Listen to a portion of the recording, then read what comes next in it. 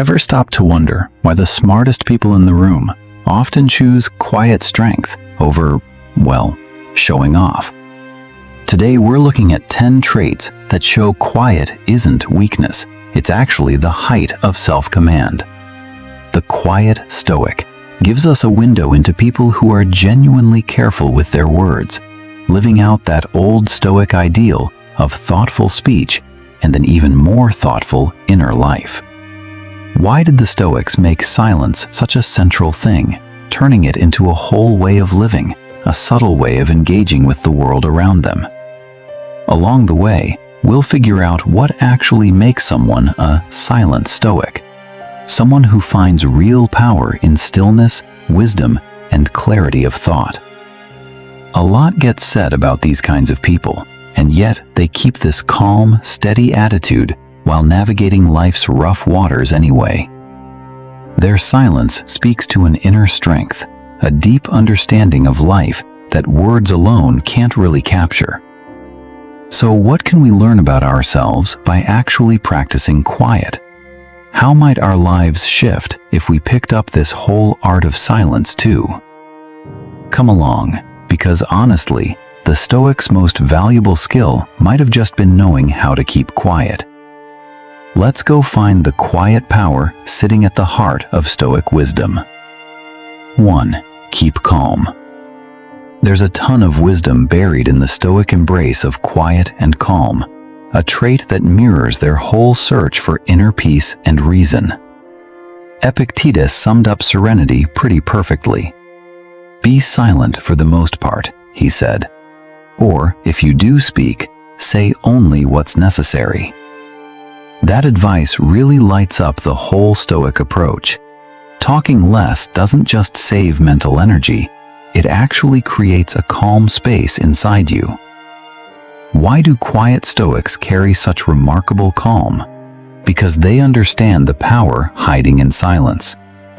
In stillness, you can actually see and process the constant noise of the world clearly, reacting with careful thought instead of pure reflex. Stillness of speech leads to stillness of mind, and that's basically non-negotiable for the Stoic virtue of serenity. Quiet, reserved Stoics show they're actually in charge of their own responses. The Stoics believed that even though we can't control what happens outside us, we absolutely control how we react to it, and their serenity is really just a sign of that deep inner alignment. So in the silence of the Stoic, there's wisdom, and in the calm of the Stoic, there's strength. By speaking less and nurturing that inner calm, we line ourselves up with the Stoic ideal, navigating life's stormy stretches with a bit more grace. Worth mentioning too, the phrase, "keep calm," itself has a real history behind it. It comes from a British propaganda poster made in 1939, right before World War II broke out, meant to steady the nerves of a country afraid of invasion. Since then it's been reused endlessly, but the core message stayed the same: strength through steadiness.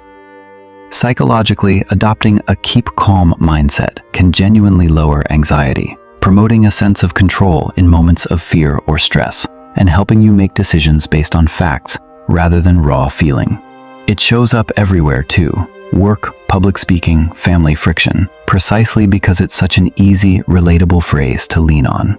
That said, it's not a cure-all. Sometimes you genuinely need to be more proactive, more expressive. Emotional honesty matters for mental health too, and keeping calm was never meant to mean hiding what you actually feel. 2. Follow through on your own principles. Watch how someone actually behaves over time, and you can usually tell whether they're a lively talker or someone who leans quiet. In the Stoic tradition, the quiet ones often show a really strict adherence to their own principles. And it's not just external discipline, it's something woven into who they are internally, guiding basically everything they do. Take Epictetus as an example. He stayed true to his principles despite the brutal difficulty of slavery. His silence was never a sign of surrender. It was evidence of his respect for discipline, one of the virtues he'd actually mastered. What can we take from these serene Stoics, whose lives demonstrated self-control and self-restraint? That even though we can't control external events, we can absolutely control our own conduct, and that a principled, disciplined life genuinely leads to freedom and peace. The strength that comes from living in harmony with your own principles shows discipline doesn't shrink you. It actually gives you the framework to move through life with more grace. By following that kind of principled consistency, we learn how to live something real and meaningful. The quiet Stoics remind us that true peace and strength aren't found in the noise of the outside world, but in sticking to our own core values.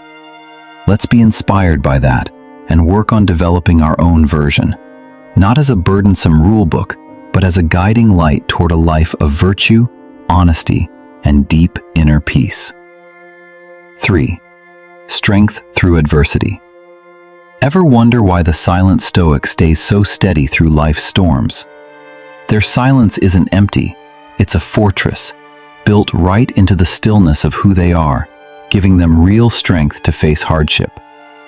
Think about Epictetus again, born into slavery, later becoming one of the most influential thinkers of his era. His ability to find profound wisdom in the middle of brutal circumstances shows the sheer resilience of the man. He taught that external events can't actually hurt us, only our reactions to them can, and in his own silence, he found both the strength to endure and the wisdom to turn adversity into something that actually helped him grow. Why do quieter people so often show this kind of resilience in hard times? Because in their quiet, they build a connection with themselves that outside forces just can't shake. They learn, in the stillness of their own reflection, that they hold the power to choose how they deal with life's challenges, a realization that fills them with something close to unbreakable resilience. Let's take that inspiration and use silence to strengthen our own resilience too. When you're facing a problem, remember Epictetus and ask yourself how you might use this exact challenge as a chance to grow instead. Worth defining adversity here too. It's basically anything hard or unpleasant that tests your mental, emotional, or physical health. Loss, financial trouble, health crises, social conflict, it comes in a lot of shapes. Recognizing that hardship is just a normal part of life is honestly a huge part of becoming resilient in the first place. Resilience means being able to get back up, staying mentally tough, keeping a decent attitude, and actually being able to deal with problems instead of freezing up. Mindfulness, leaning on friends and family for support, learning from your own mistakes, all of that builds resilience over time. Having a strong support system, family, friends, mentors, even trained counselors, matters enormously when things go sideways, offering emotional comfort, useful perspective, and sometimes just a fresh angle on a tough situation. And honestly, hardship often does help us grow, deepening self-understanding, building empathy, even increasing how much we appreciate life. People sometimes call this post-traumatic growth. Holding on to hope and a genuinely positive attitude through hard stretches matters too. Small, achievable goals, gratitude, a bit of future focus, these all help keep that attitude intact. 4. Get rid of distractions. There's a deep trait running through people who choose the path of silence. They clear out distractions, ruthlessly. Picture Epictetus again, a Stoic philosopher whose entire life was basically a testament to focused simplicity. Despite being enslaved, his commitment to a life free of unnecessary mental. Why did quiet people like him prioritize cutting out distractions so heavily? Because they understood how important it was to focus purely on what actually mattered. Virtue, wisdom, inner peace. Every unnecessary distraction wasn't just annoying to them, it was a genuine barrier to any real reflection. By shedding those unnecessary layers, they connected more deeply with themselves and with the bigger truths of life. There's a practical side to this too. If you're trying to actually cut distractions out of your own life, start by figuring out exactly what's distracting you. Social media, email, noisy environments, your own phone. These are the usual suspects, and naming them gives you some control over them. Set up a dedicated workspace too, somewhere organized and used only for focused work. It trains your brain to concentrate the moment you're there. Be smart about technology as well. It's often the distraction, but it can also be the fix. Apps that block distracting sites or just do not disturb mode when you need to actually think. Build in real breaks too. The Pomodoro method works well here. 25 minutes of focus, 5 minutes off. It prevents burnout and keeps your mind fresh. And set genuinely clear goals. Breaking big tasks into smaller ordered pieces keeps your attention on what actually matters and makes you a lot less likely to get pulled off course by smaller stuff. None of this is about deprivation for its own sake. It's about making space where your actual self can grow without constantly getting drowned out by noise. 5. Inner strength. Inner strength is this quiet, buried quality in the calm Stoic, not always visible at first, but unmistakable once you actually see how they endure, persist, and thrive through life's harder stretches. This trait was never about proving strength through words. It shows up in action and sheer, unwavering determination instead. People practicing this quieter Stoic virtue use their inner strength in a genuinely deep way. They know the loudest statement often gets made in silence, not through words, but through steady persistence. Their strength isn't a loud gale, it's more like a steady breeze. They meet problems not with a roar, but with a quiet, unwavering resolve, understanding that life's difficulties aren't obstacles meant to break them, but more like fires meant to temper them into something stronger. This kind of inner strength gives them a serene confidence in handling life's ups and downs, knowing their actual core stays steady no matter what's swirling around them. We can learn from this by building our own resilience, meeting our own trials with quiet determination, and finding some center of peace, even in the middle of the storm. This taps into a kind of power that's both tranquil and genuinely potent. So let's embrace this trait. Knowing true fortitude doesn't always come with fanfare. It often lives in the quiet depths of who we are, letting us endure, persist, and ultimately actually thrive. 6. Depth of knowledge. The silent Stoic is basically a model of calm, thoughtful depth. They carry a huge amount of actual knowledge. Their silence was never a sign of ignorance. It's a sign they're full of insight, experience, real understanding. In their stillness, you can practically feel how much they know, and it shows their real dedication to finding wisdom and truth. Think of Seneca, whose deep thinking and introspection have echoed through history ever since. His writing, dense with wisdom, shows a man who genuinely liked to sit with his own thoughts before speaking. Careless speech was never his style, and that's really the point.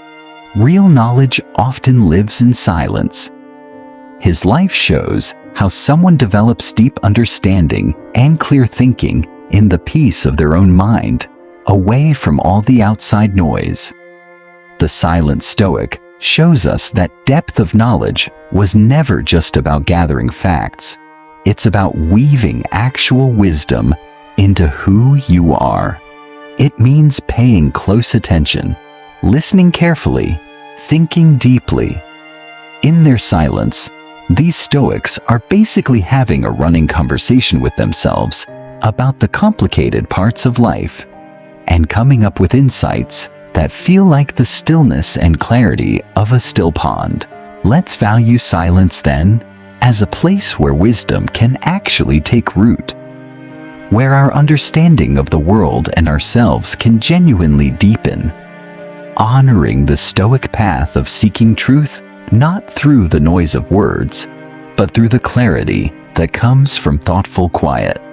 Worth a quick side note here too.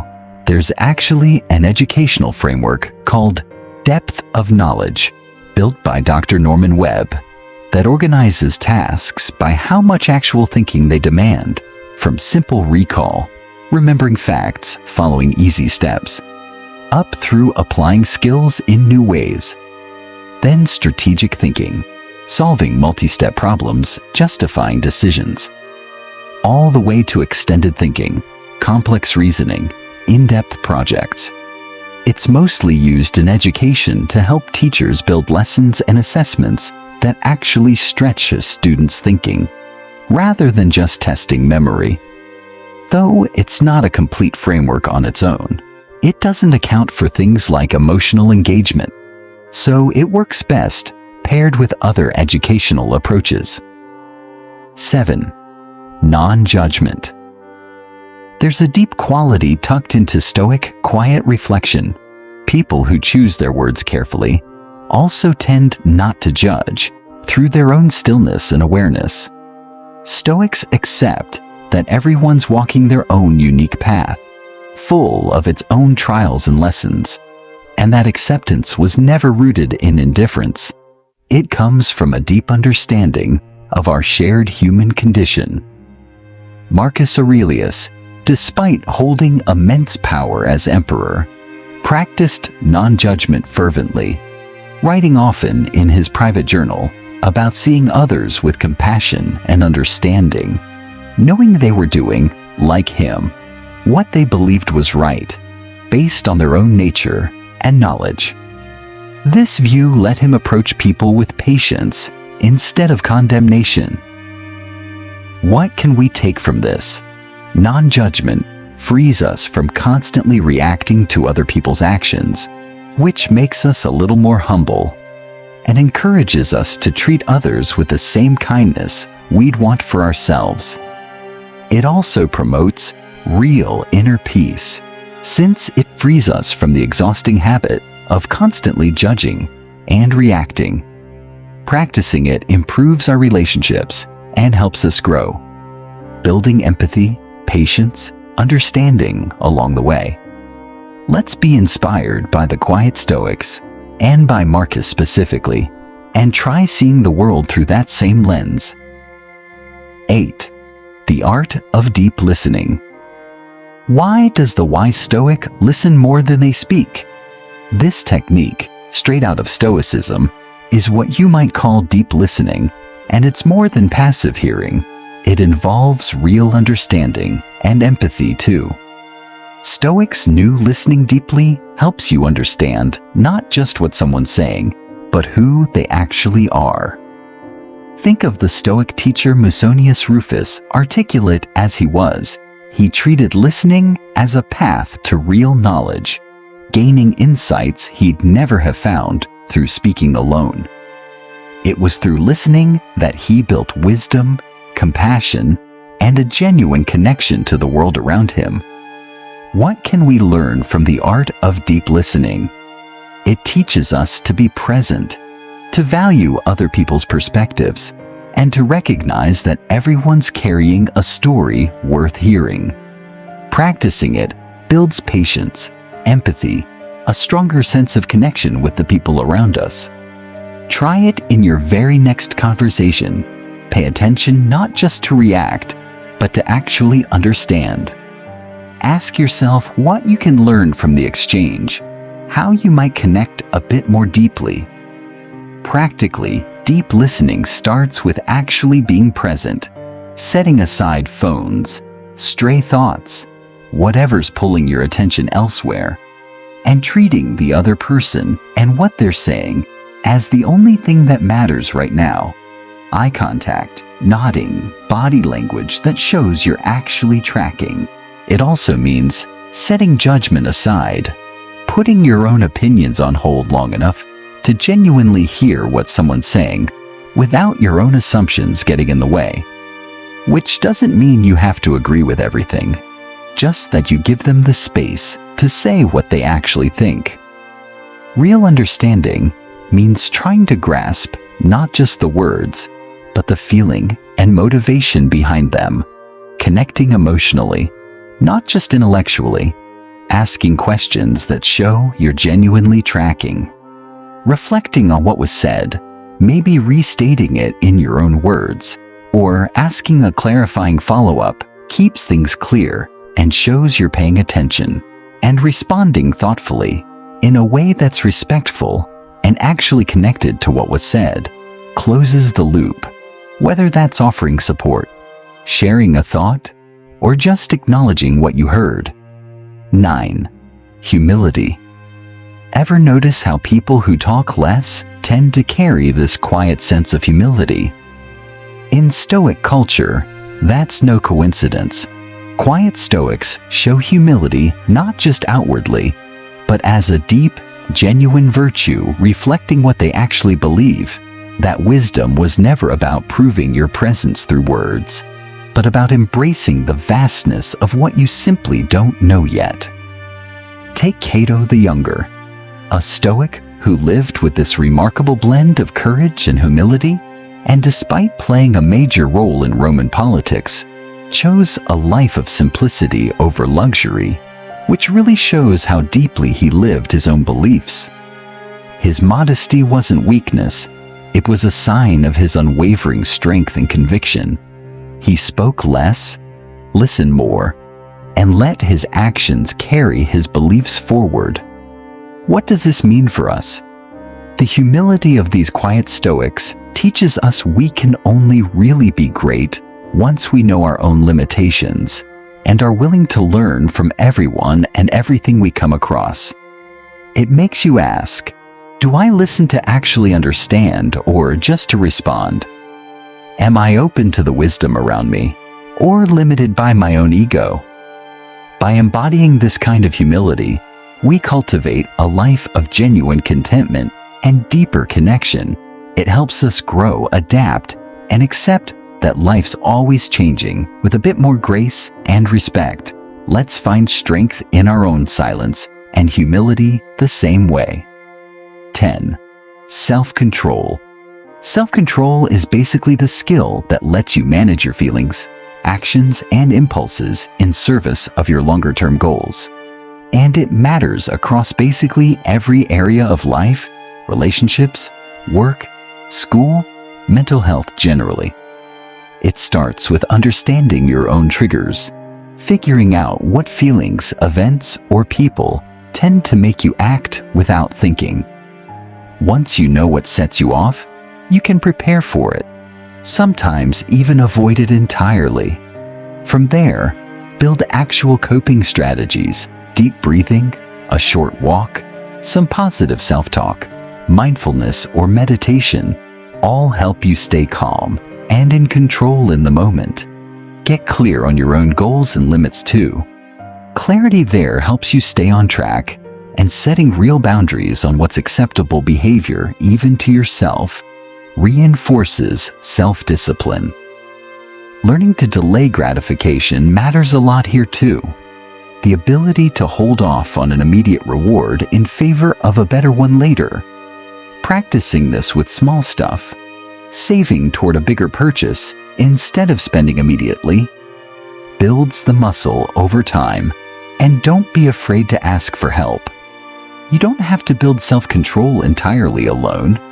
Friends, family, professionals can offer new perspective and accountability. It's not just about denying yourself pleasures or fighting temptation either. It's about actually being aware of how you're reacting to your own feelings and wants, and managing that consciously. Done well, self-control genuinely leads to a healthier, happier life, better conflict handling, fewer impulsive missteps, sharper focus on long-term goals. It's a skill you build with practice, not something you're just born with or without. It also means setting judgment aside, putting your own opinions on hold long enough to genuinely hear what someone's saying without your own assumptions getting in the way. which doesn't mean you have to agree with everything, just that you give them the space to say what they actually think.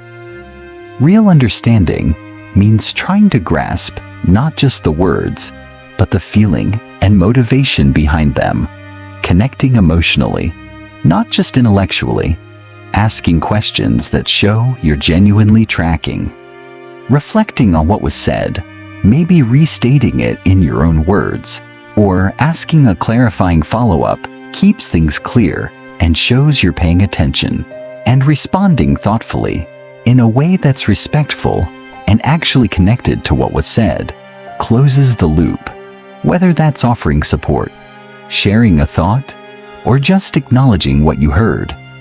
9. Humility. Ever notice how people who talk less tend to carry this quiet sense of humility? In Stoic culture, that's no coincidence.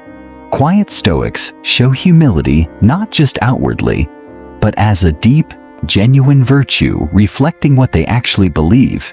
That wisdom was never about proving your presence through words, but about embracing the vastness of what you simply don't know yet. Take Cato the Younger, a Stoic who lived with this remarkable blend of courage and humility, and despite playing a major role in Roman politics, chose a life of simplicity over luxury, which really shows how deeply he lived his own beliefs. His modesty wasn't weakness, it was a sign of his unwavering strength and conviction. He spoke less, listened more, and let his actions carry his beliefs forward. What does this mean for us? The humility of these quiet Stoics teaches us we can only really be great once we know our own limitations and are willing to learn from everyone and everything we come across.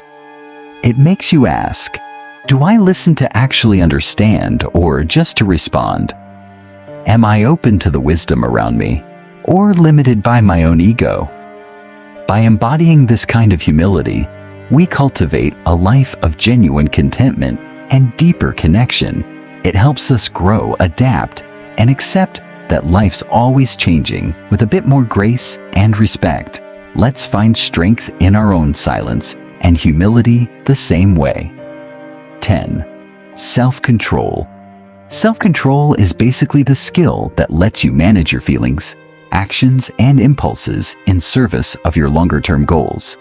And it matters across basically every area of life, relationships, work, school, mental health generally. It starts with understanding your own triggers, figuring out what feelings, events, or people tend to make you act without thinking.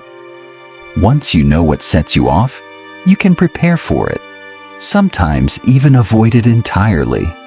From there, build actual coping strategies, deep breathing, a short walk, some positive self-talk, mindfulness or meditation, all help you stay calm and in control in the moment.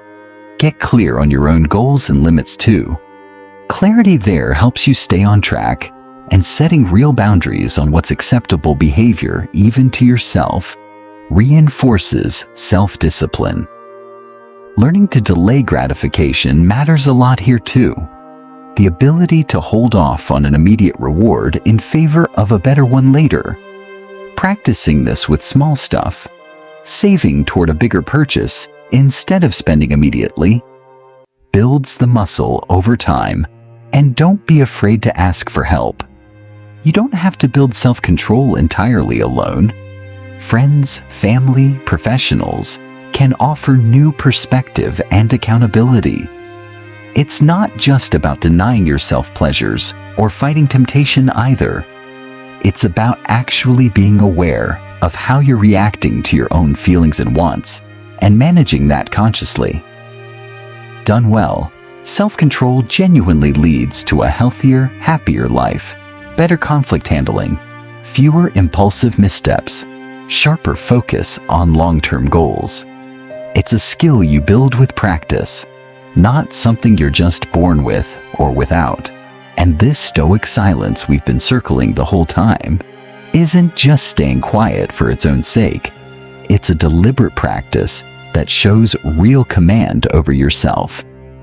Stoics understood every word carries weight, so they exercised self-control by choosing their words with real care.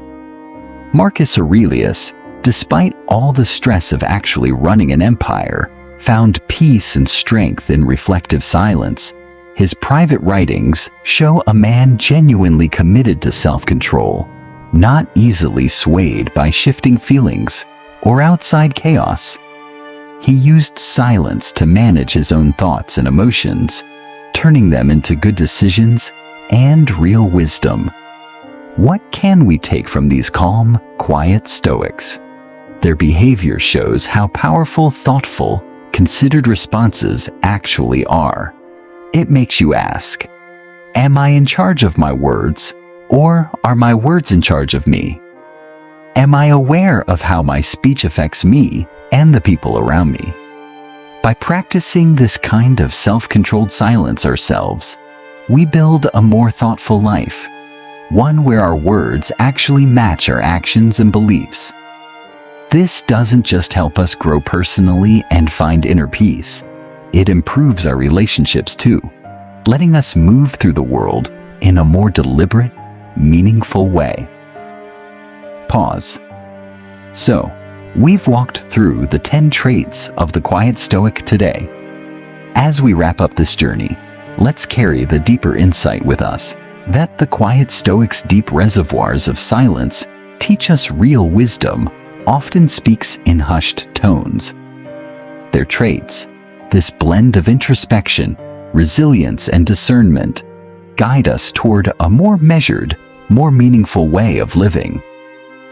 May we all find the strength to embrace a bit of Stoic silence in our own lives and discover not just peace, but a real wellspring of enduring wisdom sitting quietly underneath it.